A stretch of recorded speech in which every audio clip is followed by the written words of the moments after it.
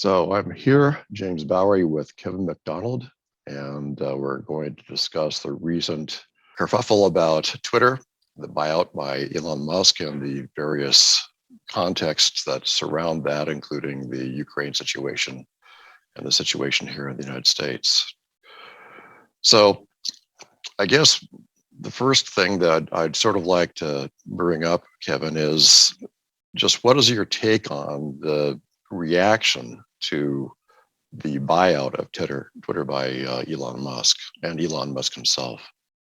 Well, I'm very heartened by it. I think that it's a good thing. It hasn't gone through yet. I guess there's some things that could happen, but this is what money can do, and it's something I never realized when I was young. I guess you could say I never thought about trying to become really rich or something like that. I mean, I try to live and have enough money and all that, but this is what you can do, and this is how our society runs. And of course, liberals across all these platforms are freaked out about it because they really regard censorship as a very important thing. And I've been on Twitter for quite a few years, and I have been shadow banned. They've sometimes just gone through things where they take away a lot of my followers, and so I don't know. I think that we'll see what happens. He talked about making it safe for the 80% in the middle. I don't know if that would include me, but I think it would. For some reason, I haven't been completely banned on Twitter, but I try to sort of tone things down. I don't get real wild and crazy out there.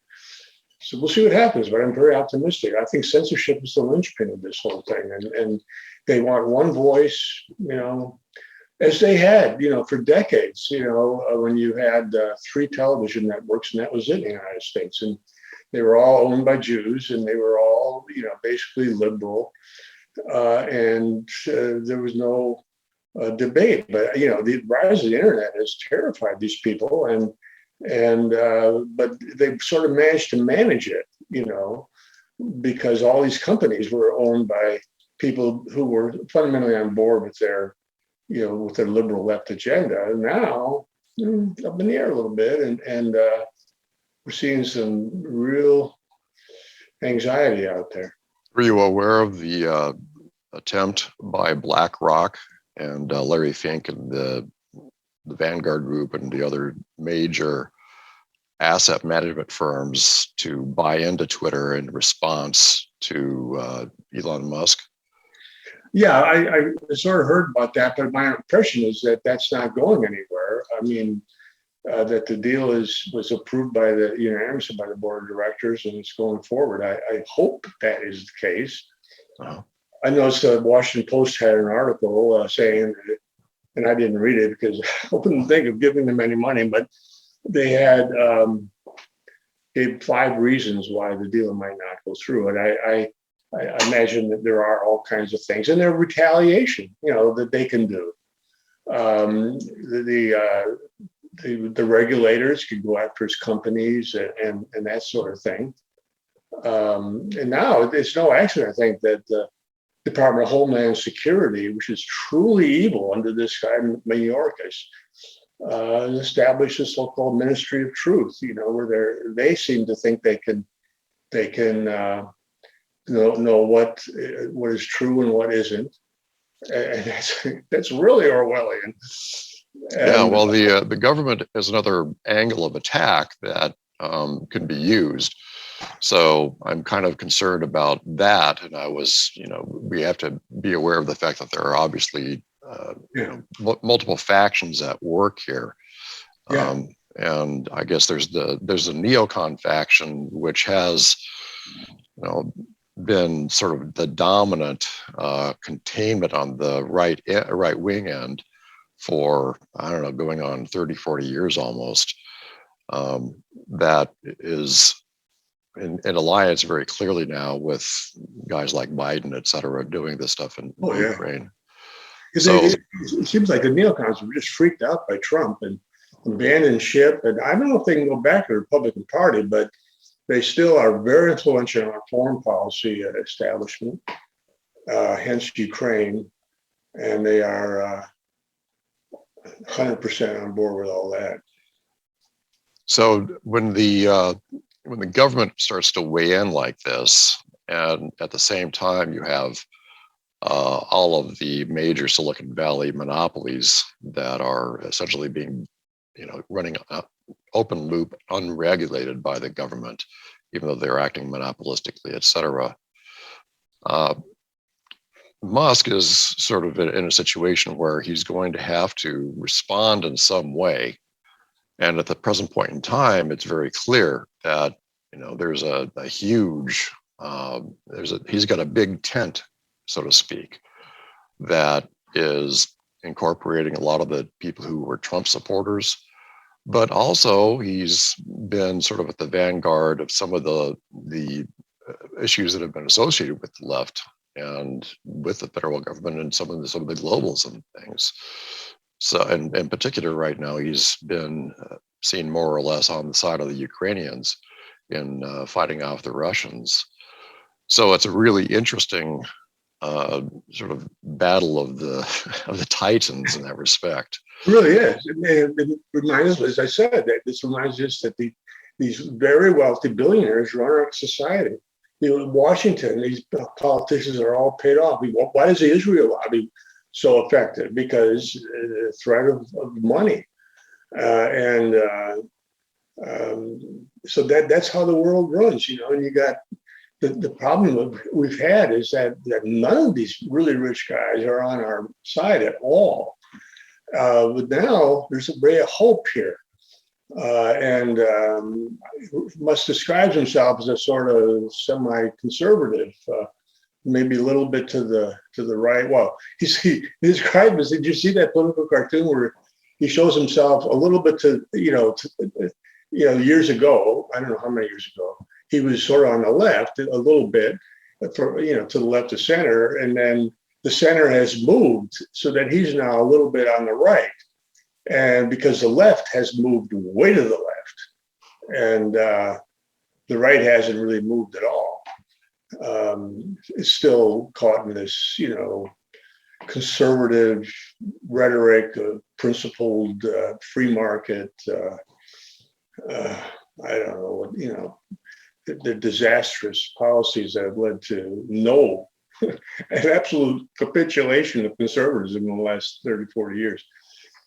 Yeah, well, the libertarians have been really at the root of a lot of libertarians, and the Chicago School of Economics, et cetera, have been at the root of a lot of the deregulation of monopolies, basically saying there can be no such thing as a natural monopoly leading up to the current situation. And that's really been it's really been it's unleashed what I would call Jewish virulence. The aspects, the more restrained aspects of the Jewish community that might try to say, hold on here, let's not destroy our host society, have been almost completely silenced by the libertarians. And it's all. At times I almost think that a Maoist intelligence could be behind some of this stuff, with like some of the think tanks that have been more, so viciously behind deregulating the monopoly so they could act as a private sector arm of the government. But I don't know whether there's going to be any kind of exposure of that kind of Chinese influence, but certainly in the current situation, how do you see the Jewish relationship with China and the relationship to the Russian conflict? It seems like they would be a beneficiary of the current situation. That's an interesting question. I think Jews always want to extend their power, and they use their diaspora to facilitate that. They certainly have in our country, but it's going to be a tougher nut to crack in China. You hear stories that there's intermarriage and stuff, and certainly Israel is a world military power. They are armed to the teeth. A lot of smart people and everything, but I think China, sees its ultimate interest as not being on the side of the West. That the West is all about, they oppose the Chinese kind of authoritarian government. And so they're really on opposite sides of this, and they have supported Russia. So I think that, Israel is definitely, I know the Israeli government has not really come down on the side of Russia in this war, but in effect they have. I mean, if you look at the American Jewish community, I don't know of any big time Jews. Certainly the power of the Jewish community is all already on the side of promoting Ukraine. And of course, the main group of Jews involved in this in foreign policy are the neocons, along with their liberal fellow travelers or so-called liberal interventionists, which also have a big Jewish contingent. The main point is intervention, war. They love it. They want it. And so now you have people like Max Boot, who deserted Republican Party after Trump, and now it's a flaming liberal. Jennifer Rubin, the same thing. All of a sudden, they're really liberal. And writing for the Washington Post and all that. And it's pathetic, but they are entirely on board with the Ukraine war, and as is the organized Jewish community, as far as I can see. I've seen some things on the ADL and all that. They love this war, so and I think that's one big reason why Americans are Biden administration is just absolutely digging in on this. They like so many of our administrations are dominated by Jewish attitudes. And, well, there seems to be this swarming behavior that took off with the opposition to Trump. When the Trump upset happened in 2016, there was this absolute panic that ensued, in large measure because of the fact that he actually talked about immigration as a key to getting elected after it had been suppressed as an issue for decades. And that reaction focused on Russia for some reason. Do you have any insight as to why they chose to use Russia as a red herring to draw attention away from immigration? Yeah, well, it certainly has dominated the headlines a lot. I mean, Fox News still has a lot of stuff on totally open borders down there. As I say, I think this Mayorkas guy, I don't think Biden's really in charge of his administration all that much. I think he's basically senile and doing what he's told. But the fact is that Mayorkas has opened up the border completely, and they want to amnesty these people as soon as possible. They're really trying to change the electorate, as is well known. And, well, yeah, that's the red herring they're throwing up. The Russia thing, it serves as the red herring right now to draw attention away from the border, obviously. Yeah. I guess what I'm thinking about is Twitter is a place where you get these swarms that form. That especially when the platform could be biased toward particular viewpoints, you can get the press, the journalists, and academics, everybody to sort of identify as the current thing to go after Russia. And that was what happened in the wake of the 2016 election, is that for some reason they chose to not say, well, how did Trump get elected? They chose to say Russia did it, rather than face the fact that really, more than a supermajority of the American people had been opposing the manifest policy of immigration for the last 40 years or so. Yeah, and they took it back, and they had just rolled it back. Everything Trump did on immigration is completely shot. And the hatred, the wall-to-wall propaganda, the Russia hoax, it's just an amazing thing to see. And these liberals still haven't disavowed it, even that there's no evidence of that, none. But there was an effort to use Russia in particular to draw attention away from immigration, even back in 2016. So it's like there's something about Russia that really, I mean, the neocons have a real problem with Russia. I mean, you can't really call Trump a neocon. Yeah. Right? They've hated Russia for decades. Why have the neocons hated Russia so much?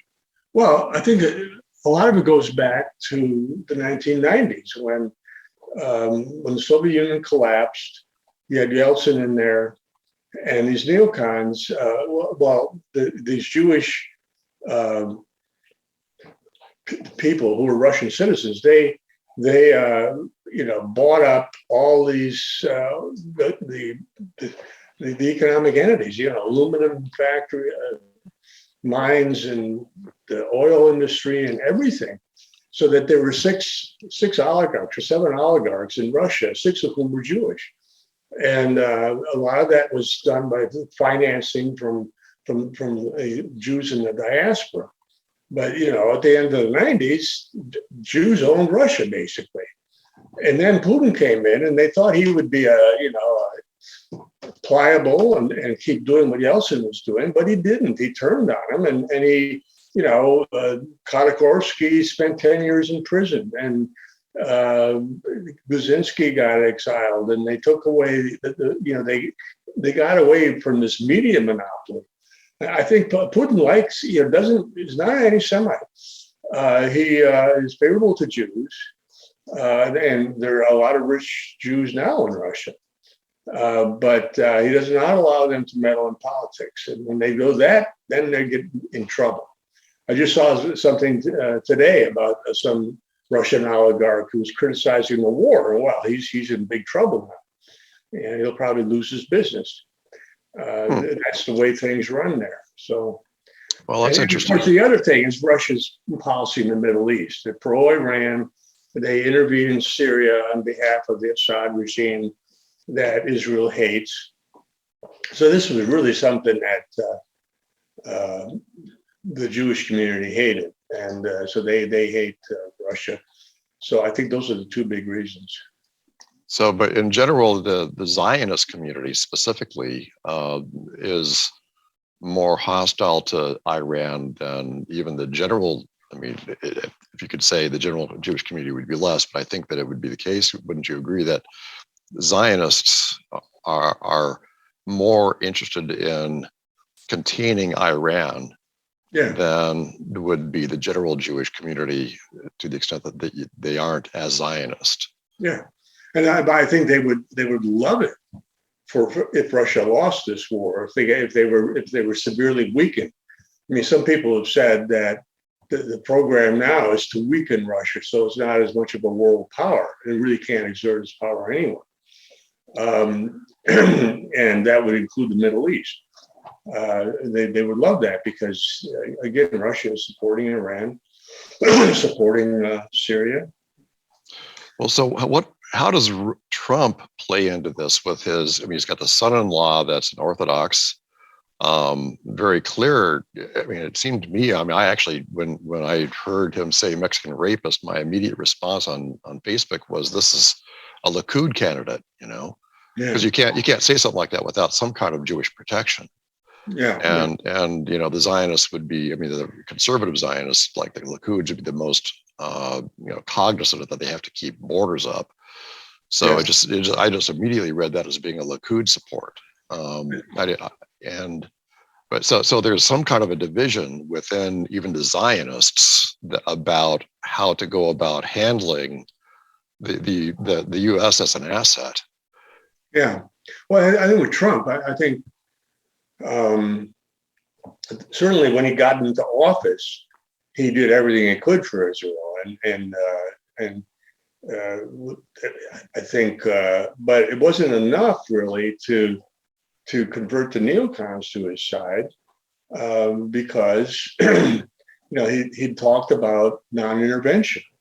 He talked about getting the troops home, getting out of Afghanistan, getting out of Syria, getting out of the Middle East completely. And that was just really, that was the other big reason why they hated Trump. Besides this, let's talk about immigration diversity. That was a total red flag to these neocons. They who love intervention and have a very aggressive foreign policy. They thought, what Trump. I think Trump's gut feelings are that very much on the side of we shouldn't be involved in these wars. That's a disaster, and it's still unfolding. Well, the Silicon Valley moguls, if you will, that came in response to Trump's election to try to start censoring things and change, basically take away from the American people the tool with which they were able to bypass Jewish influence in general and just say, who are we after all? This century of mass media, that they came down essentially on the side of the neocons. Mm-hmm. I mean, and it's kind of an interesting, bedfellows there between the neocons and the people who just, they're trying to destroy America, and why? Yeah. And so there's a real question here about what is going on in the Jewish community and specifically the Zionist community that people are missing. It just seems like people are missing this conflict within the Zionist community between the Zionists that kind of get the fact that the U.S. is an asset and that maybe they can't just take off to China after they've destroyed the U.S. And maybe they need to finally try to preserve their nest, if you will, preserve their habitat. Yeah. That seems like Trump is not a very competent reflection of that, but it does seem like there's an aspect of the Jewish community, and specifically the Zionist Jewish community, that is, these are intelligent people. It just seems like there's a certain aspect of their character that can't let them face what they're doing. But some of them are, or at least they're trying to. So there's a conflict here that nobody seems to talk about this. This internal conflict. Yeah, there are some conflicts in the Jewish community, but I think they are united basically on issues. Again, I don't see much dissent within the Jewish community on the Ukraine war. We'll see. That's true. Yeah.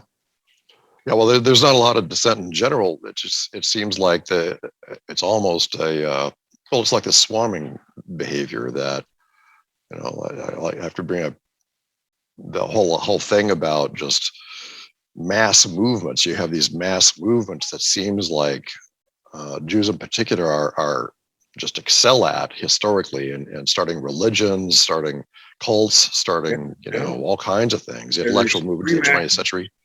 Yeah. And of course, your book Culture of Critique, goes into that in excruciating detail about the 20th century. Yeah. And so this movement that took place to start to vilify Russia, and then when Russia invaded Ukraine, sort of united everybody in this big, this international swarm to just outdo everybody else in demonstrating how you're leading the leading the insurgency against Russia to put a stop to this. There's no control on this beast. It's like a swarm without a central point of control that can be negotiated with. Mm-hmm. I think you're right. These people are the ultimate activists, and when they really get behind something, you're going to see a massive media campaign. You're going to see politicians spouting these things. Not all Jewish by any means. A lot of them are. They understand where the power is, and if you're a politician, you have to understand that. And so but the thing is that with the Twitter, it seemed like a lot of the swarming sort of had a sort of a nexus or a focal point in Twitter, which was one of the things that I believe triggered Elon Musk into plopping down $44 billion or however much money it was. And it's not really clear to me he can do much about it at this point. But it's also very clear that if he reopens the dialogue between the American people on freedom of speech after what has been done to the American people in the wake of the Trump election, there's a lot of pent up anger in the American people about being deprived of their country. I mean, and not just their sense of having a voice at all. And so it seems like this is kind of, I mean, they're correct that it's a very dangerous situation for Elon Musk to have done this, but it's a danger to who, right? It's a danger to the people who have clamped down like this. So do you see any possibility that this energy is going to be, there's something constructive or at least creatively destructive, other than diverting it all into fighting the Russians in Ukraine? Well, I don't know. I think that right now that is what people are supposed to be thinking about, I guess. But yeah, free speech is on the agenda for the first time in a long time. And we've seen it building on the left. I mean, you can't have a conservative speaker at a college now without huge riots. Just yesterday in Portland, Portland is Antifa central around here in this country. They're the most aggressive Antifa by far. A mainstream Republican guy who's the nominee for the Republican nomination for governor of Oregon. He wants to have a rally in Portland. Well, the Antifa show up. They're throwing all these smoke bombs and firecrackers, and they're all disguised. They got all this masks on and everything. I mean, that's what happens. And so that's the general attitude on the left is no free speech. And that is filtered down from universities down to the Antifa is the sort of vanguard of the left on this. But it certainly reached Twitter and reached really everything, Facebook. And a lot of this, there's a huge Jewish component here where the ADL has been pressuring these platforms to censor anything, say, about the Holocaust or racism and all that stuff. So they are totally involved in this. Do you recall any specific relationship to the Jewish culture that sort of raised a lot of the Gutenberg press consequences as a cultural watershed? Yeah. When Gutenberg press came out, of course, there was obviously the Luther theses, and a good deal of disruption in Europe from that. And I understand that you're not particularly studied up on the 30 Years' War, but are you familiar with what was happening with the Jewish reaction to all this during that period of time that the Gutenberg press was coming into deployment in general? And not really. I mean, not specifically. My general understanding is until the 18th century, really, Jews were isolated in their ghettos, and they were not into free speech at all within their communities. I mean, famously, Spinoza was ejected from the Dutch Jewish community, and they had no sense of free speech ever in their traditional society. The rabbis ran it with an iron fist. The Jews became very much in favor of free speech during the 1950s and before that, because they didn't have the power that they eventually achieved. And when they didn't have the power, and all these Jews were being hauled up in front of Senator McCarthy's committees and the House Un-American Activities Committee, Jewish organizations were all for free speech, and they were, ACLU and all that. Now it's just the reverse, because they have the power. Right. And they don't want, they are the establishment and they don't want it to change. So they're not going to willingly cede power. And that's why there's such a big hullabaloo about Elon Musk and buying Twitter. They want all the channels of communication to be one voice and to exclude or seriously dampen other voices. So if you got a guy like Elon Musk, who, interestingly, he just received a standing ovation at the Air Force College, last month, and basically there is a really big portion of the military that sees him as sort of a quintessential American story. Yeah. And he's Afro-American story. Yeah, right. But it's interesting. His family has, is basically Anglosphere, and frontier Anglosphere. Canada, South Africa, now America. So it's all sort of a settler culture type of heritage. But it's an interesting situation where you've got somebody who has actually taken the bull by the horns and solved this problem with space launch services at the same time as going into the automobile industry and basically taking two big moribund industries in the United States and revolutionizing them. Yeah, revolution.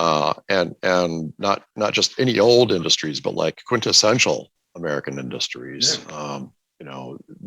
that are really get into the heart of what it is to be a pioneering American. And so he stands at a nexus, a cultural nexus that really the boomers should have been permitted to pursue, but were not, and they were diverted away from that. I definitely experienced that, and I'm sure that you experienced that as well. Yeah. But here he is, essentially harkening back to the 1950s almost, in some of the ways that he's saying, okay, well, we're going to have our flying cars and everything, right? Yeah. Back to the future. And of course, the 1950s was this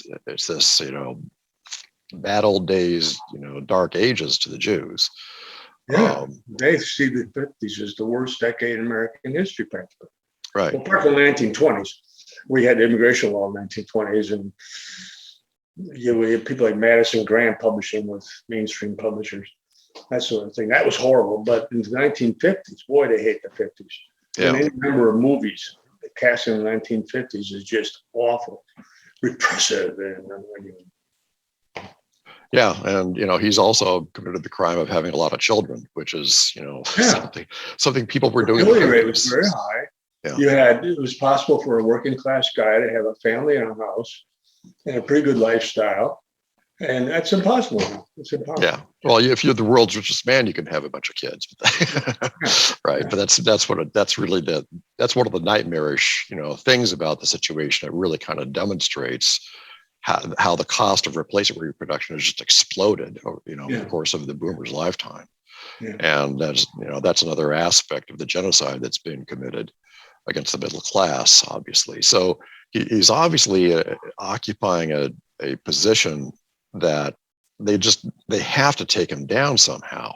I can't see how they can just let him go, or they have to somehow find somebody to neutralize or take where, it's sort of like what happened with Trump when he actually got in, and how much did he actually get accomplished versus how much did it seem like he was going to get accomplished. Now a lot of his detractors are, claim that he didn't accomplish anything, but it's obvious that although he accomplished a lot more for Israel than he did in a lot of ways, the border of the United States, nevertheless, he did accomplish quite a bit. But he did also get neutralized to a great degree. The deep state, and just the media, they went after him like I'm sure you have never seen, and I've never seen any president attacked like that. I mean, it was just to wall hate and impeachment attempts and lying and it's just. Yeah, and it's still going on, obviously.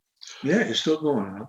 And if you go if you follow liberals on Twitter or something like that, they still, every other tweet is about Trump. They can't get over it. The hatred there is just palpable. It's just amazing to see it. They can't get over this guy, and that I think he'll probably get the Republican nomination. I don't see anybody else. Maybe DeSantis, but I do think he will run again. And boy, the hate this time will be through the roof. Well, that's one of the things that's going to be really interesting, because he has said he's not going to come back onto Twitter, and he's going to stick with this platform. Truth Social, which, by the way, I think that still does not have an Android app. So if you have an Android, then you can't get onto it. I think they might have I haven't registered myself, but I haven't either. But Twitter is going to be a more important platform to be able to support Trump in the 2024 election, or whoever is going to take up Trumpism, if you will. It's going to be more important than Truth Social, I think, unless somehow they're able to get to Musk and neutralize him. Yeah. And it's not really clear how they will do that. I mean, there's certainly a long history of court Jews that have served to do things like act as tax farmers and provide literacy to the early illiterate Germanic kings or whatever. And so that tends to separate creates this like gatekeeping situation between the royalty and the people. So that's obviously something that will be attempted here, I would imagine, as a historic pattern. I mean, what is your read on that historically, the court Jew phenomenon, the ability to sort of divorce the elite from the people by Jews that act as intermediaries? It's an absolute, very good generalization of what Jewish behavior in the Middle Ages into the modern era, that they would make alliances with royalty and the aristocracy against the people. They would be tax farmers. And in the old days, they didn't have a set tax rate or something. They just, some Jew would buy the ability to go out and collect taxes, and then he give quite a bit to the king and keep his cut. But that means he's motivated to take everything he can from those people. And it's just brutal. And then money lending, compound interest and all that kind of stuff. It was exploitative. And again, these elites would benefit, though. They would take a cut from this. And Jews were protected by elites throughout that entire period, pretty much. And so it's a big myth that Jews were this persecuted poor minority. They did very well in Europe because of our traitorous elites. And so we see that now. I mean, and it's especially a problem in individualist society like this, that people pursue their own interests, and they can easily be bought off by Jews one way or another. You see where the power lies, and you go for it. If you're a politician, you have to do that, and that's essentially what happens. So, yeah, this is a phenomenon, and it's in a way it's still with us. You see Jews making alliances with elites, like Trump's children marry Jews. Clinton's children married Jews. They all, Bush's got a lot of Jews in their family now. So they make alliances with elites. And it's going to be hard to do that in China probably, but it's probably not impossible. We'll see. But it's been a very effective strategy for them. Well, the Chinese have a history of interacting with Jews, like the Sassoon opium trade, that Mao was very much aware of. I mean, the 100 years of humiliation that Mao talked about had its origin in a Jewish trading family, exactly, in large measure, that was empowered by the Scottish steam engines that managed to get a lot of opium delivered. So I guess one of the things that I see happening with China is that they're far enough away from Western culture that they can't have missed this pattern. No, yeah, I mean, I it's not. agree. They must see it, and I think China too. That they see. They have to be realistic about what's going on in the West, and anybody trying to really understand the West has to understand Jewish power, really at the root of it at this point. And so they have to take account of that in anything they do, foreign policy and pretty much everything. So, Are you familiar with that? Are you familiar with that Haaretz article that was titled "Questions of Survival," where all the major Jewish organizations had a meeting to strategize? This is back in 2005, 2006. A meeting to strategize about what they saw as the collapse of the West and the need to establish stronger ties with Asia. I hadn't seen that. No. Yeah, that was something that really caught my eye when it came out, because it was sort of in line with what I see as this the anti-Semitic cycle, in my view, which is that you have this displaced ethne that maintains its own internal integrity. But in order to do so, it has adapted all these strategies to try to centralize power and wealth so that it can then, when things start to collapse, take the money and run to the next place and buy their way in to the elites there and continue. And then what happens is that you have the least virulent of the aspects of the culture left behind to take the heat, while the most virulent escape. Then you have an evolutionary dynamic. Yeah. And that's typical of the evolution of virulence in pathogens and microbes, et cetera, that if they can get transmission without having an ambulatory host, then they'll tend to become more and more virulent as time goes on. And so when I saw this article in Haaretz, it was like, oh no, they're already seeing that they can basically, after they've centralized all the power in the federal government, the Federal Reserve, they can now figure out some way to like take the money and go to Asia. But the thing is that historically they'd been doing that within sort of white European, Russian cultures, the more individualistic Northern cultures. Yeah. And the Chinese are not individualistic. No, they're not individualistic. And they have enough cultural distance that they can see what's going on. So I was predicting at that time that they would have a lot harder time achieving this. And, it seems like if you're of that mentality, and then all of a sudden you discover that you're not going to be able to escape the society you're collapsing, you might want to try to figure out some way to turn it around. Right. I mean, that's how I saw that. That's the way I saw Trump, is that I saw Trump as a reaction to their failed attempt to penetrate China with the normal techniques. I mean, maybe I don't have enough details or backup of historic data to determine that, but it just seems like this is something very new. There are other situations where I suppose when they went into Africa, where they might have had some different kinds of dynamics. But I'm wondering if maybe what we're seeing right now with China sitting at the sidelines, with the US and Russia perhaps going into nuclear war, isn't almost a consequence of them figuring out some way to utilize Jewish virulence as a bioweapon against the West. If you see what I'm saying, because that's they're smart enough, I mean. Yeah, they are. And I think they are developing ethnic weapons. Certainly Israel is, and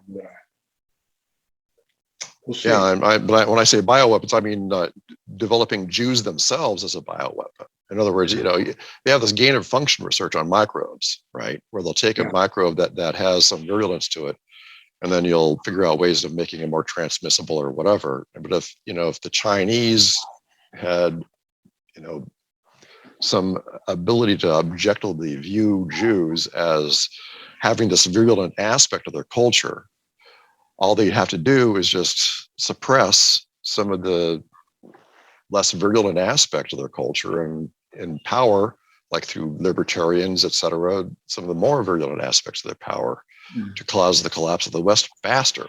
I'm not saying that would be necessary but I'm just saying that in terms of speeding things up, that's something that I would certainly think of doing. Yeah, that's probably what they should do theoretically. Yeah. So I'm just kind of concerned that we're staring down the barrel of a nuclear war with Russia. That, even Jews themselves may not turn out to. They can't benefit very much from that. It's just like the behavior. Their behavior is completely out of control. But I'm concerned that we're looking at a potential nuclear war here because we can't pull back on the swarming behavior of this movement. Yeah, I think that the reality is that the Jews are extremely aggressive, and they don't seem to know when to stop a lot of times. And these neocons, like Victoria Nuland, has been pushing this Ukraine thing all along. And she's in the State Department now, and pretty clearly Blinken and the whole force that they want to go absolute all out in this war. And so I don't think they're going to stop it. And we'll see. I think Russia should win this war. They are bigger and they have very good weapons. We'll see. But if the West wins this war, it's a huge victory for the West.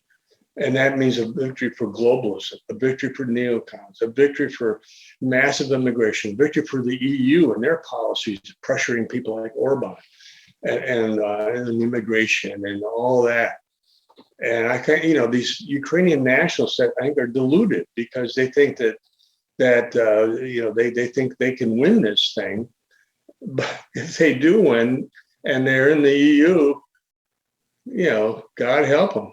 Because they're long term, they're going to be multiculturalized and immigration, the whole thing. And the EU hates nationalism. That's the whole point of it. So well, Putin has been sort of reviving Russian nationalism, based in part on Russian Orthodox Christianity. Yeah. And I've seen some videos recently that indicate that they're actually casting this conflict with the United States in religious terms, which is not surprising. Yeah. And that furthermore, that the sacrifice of lives in nuclear conflict would be appropriate sacrifice to God's purposes. Well, people will die for those things, and they will, will go along with it, and that's one of the constants of Western history. And given that kind of, if you imagine you actually control your own media in your own country, you have a religious identity that is resurgent after a lot of decades of abuse, and now we have this confrontation with this Western culture, which is manifestly evil in so many ways. So it's really easy to cast it as a conflict between good and evil in a way that the United States can't. The West can't really. All the West has going for it that I can see is that Russia invaded, right? So it's the aggressor. There are certain things about Putin. Well, Putin's is a thug. Putin is blah blah blah. But when it comes down to really being hostile to even the genders and things like that. That's really striking at the root of humanity, and so it seems like things are shaping up to prepare for the use of at least a tactical nuclear weapon. People are saying that because Putin can't afford to lose this war. Right. So ultimately he will do what it takes. And probably I've seen that today, where people talking about limited nuclear weapons and that sort of thing, tactical nuclear weapons. Who knows? If that happens, the West will probably respond in kind. I mean, the West feels. I think the West feels it's existential as well. I think they feel they have to win this. They have to, because globalism at stake here, and the whole Western hegemony that's been around for a very, very long time. But nuclear weapons are I mean, they're a physical phenomenon. And as a physical phenomena, they are just optimized for urban centers. Yeah. And so, given the fact that Jews are a typically almost a prototypically urban culture, and a lot of these power centers, the people who identify with globalism are very much identified with urban centers. It seems like there's, if you actually have a nuke going off, won't it be kind of a wake-up call? I mean, I can't imagine that it won't. It's sort of like taking somebody that's been, lipping off to you and like smack them in the mouth. It's like, they kind of, wake up a little bit, Yeah, I didn't think that Putin was going to invade, and now I don't believe that he's going to actually use nuclear weapons. But all bets are off. It could happen. Yeah. And of course, I attribute the whole thing to the Western aggression. These neocons wanting to keep pushing the envelope with Ukraine, keep wanting it. I mean, what interest of Ukraine is it to be in NATO, for God's sakes? They could have been a neutral country, as they were, basically. And, so let's just adopt the hypothesis that a nuclear detonation takes place. That's going to shake things up, obviously. Oh, yeah. And that could go a whole variety of ways. One of the ways it could go is just to scare people to the point where they're going to submit to whatever kind of central authority comes along. That would be like one of the more horrible things that could happen. But another possibility is that it actually gets out of hand and makes things so that people, basically, so the centers of power lose their ability to credibly, I should say, it becomes apparent that the centers of power do not hold. And people, it isn't just a matter of people being able to communicate with each other bypassing the central authorities. It's a matter of people not believing that they are under the central authorities anymore. You see what I'm saying? Yeah, I suppose I could go in that direction. All bets are off, And in that situation, how does power, I guess one of the things that we have to consider, especially as individualistic peoples, how do we devolve power in such a way that we can reclaim control of our communities again? And that's something that we fantasize a lot about over the decades, saying, how can we do this? And it seems like we keep on getting cut off. But the practical possibility may present itself in this situation. Yeah. Well, it is a fantasy. We are so far behind that I don't know how we can resurrect our community, really, at this point.